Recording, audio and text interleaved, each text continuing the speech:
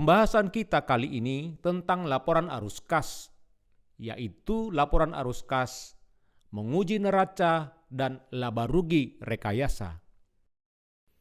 Pengujian ini sangat berguna bagi Direktorat Jenderal Pajak dalam menguji kepatuhan wajib pajak. Video ini merupakan bagian ketiga dari video tentang laporan arus kas. Ini adalah alur dari siklus akuntansi. Berdasarkan siklus akuntansi, seharusnya laporan keuangan terdiri dari neraca, laba rugi, laporan perubahan ekuitas, laporan arus kas, dan catatan atas laporan keuangan yang disusun berdasarkan bukti transaksi. Namun, ada juga pihak-pihak yang membuat laporan keuangan tidak berdasarkan bukti transaksi. Dari laporan keuangan itu disebut sebagai laporan keuangan rekayasa.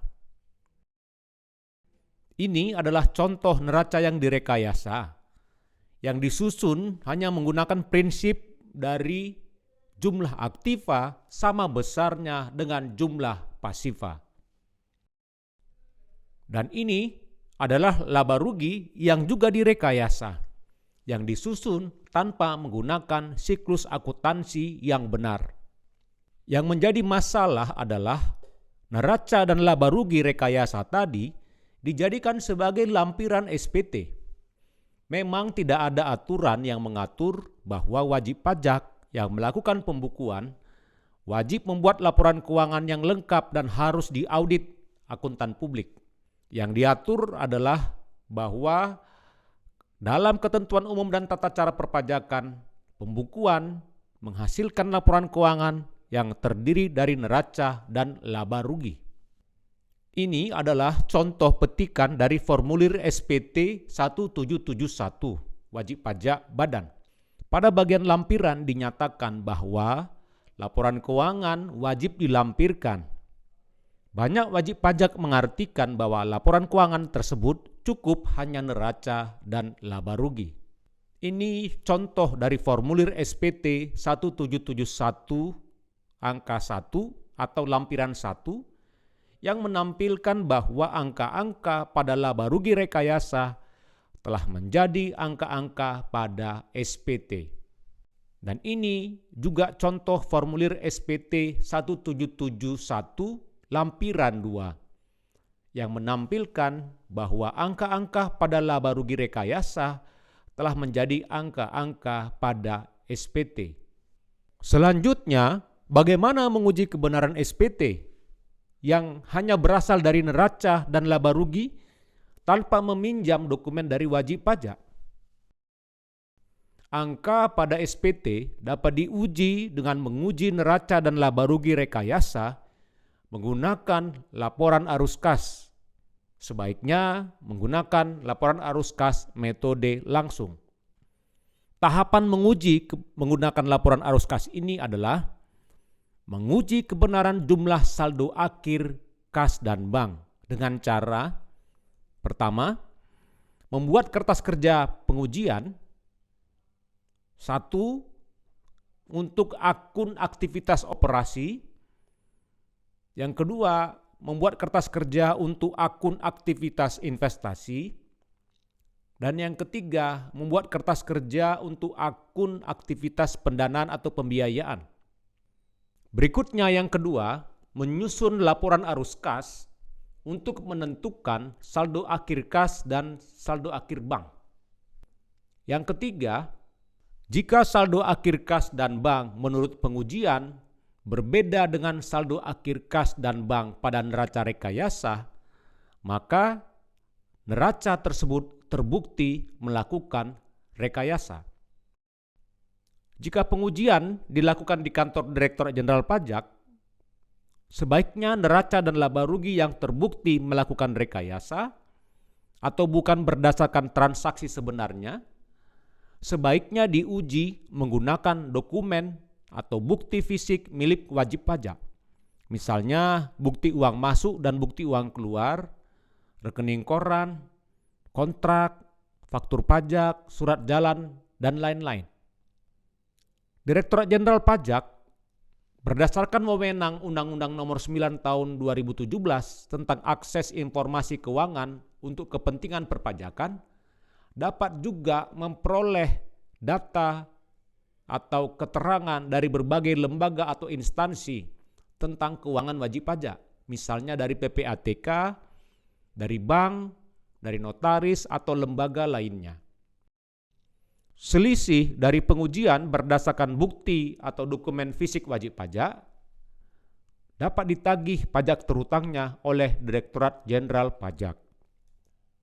Ini adalah kertas kerja pengujian akun aktivitas operasi yang terdiri dari akun piutang usaha dan penjualan menghasilkan uang yang diterima berupa pelunasan dari pelanggan, nomor 1.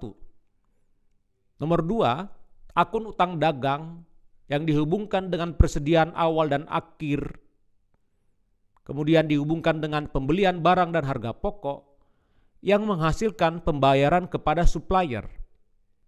Poin nomor 3, akun biaya gaji dihubungkan dengan saldo awal dan akhir biaya gaji yang masih harus dibayar, yang menghasilkan pembayaran kepada karyawan. Yang keempat, akun biaya administrasi dan pemasaran dihubungkan dengan saldo awal biaya lain-lain yang masih harus dibayar, menghasilkan uang keluar untuk pembayaran biaya administrasi dan biaya pemasaran.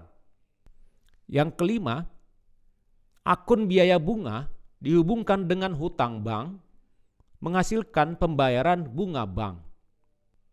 Yang keenam, akun pajak yang masih harus dibayar dihubungkan dengan biaya pajak pada laba rugi, menghasilkan uang kas untuk membayar pajak. Sehingga diperoleh kas bersih dari aktivitas operasi sebesar 13.880. Ini merupakan kertas kerja pengujian akun aktivitas investasi yang meliputi akun di neraca aktiva tetap awal dan akhir, kemudian menghasilkan uang yang keluar untuk memperoleh aktiva. Ini merupakan kertas kerja pengujian akun aktivitas pendanaan yang meliputi akun neraca di sisi kredit, yaitu utang bank awal dan akhir, kemudian juga akun modal awal dan akhir. Ini adalah laporan arus kas yang merupakan penjumlahan kas bersih dari aktivitas operasi, kas bersih dari aktivitas investasi, dan kas bersih dari aktivitas pendanaan. Hasil akhir dari laporan arus kas ini adalah saldo akhir kas bank. Ternyata saldo akhir kas bank menurut pengujian mempunyai selisih lebih besar sebesar 4.000 dengan saldo akhir kas bank menurut neraca rekayasa. Hal ini membuktikan bahwa neraca dan laba rugi terbukti melakukan rekayasa. Terhadap SPT yang melakukan rekayasa, sebaiknya ditindaklanjuti dengan pemeriksaan fisik dokumen berupa bukti penerimaan uang, bukti pengeluaran uang, rekening koran, kontrak, faktur pajak, surat jalan, dan lain-lain. Misalkan indikasi rekayasa laporan keuangan di atas ditindaklanjuti dengan pemeriksaan bukti kas. Ini adalah contoh hasil pengujian ulang laporan arus kas berdasarkan pemeriksaan bukti fisik kas. Terdapat selisih kekurangan akhir kas sebesar 44.600. Selisih ini akan menambah penghasilan kena pajak sebesar 44.600 yang mengakibatkan adanya tambahan pokok pajak terhutang 9.812 yang akan ditagih dengan surat ketetapan pajak jika melalui pemeriksaan pajak.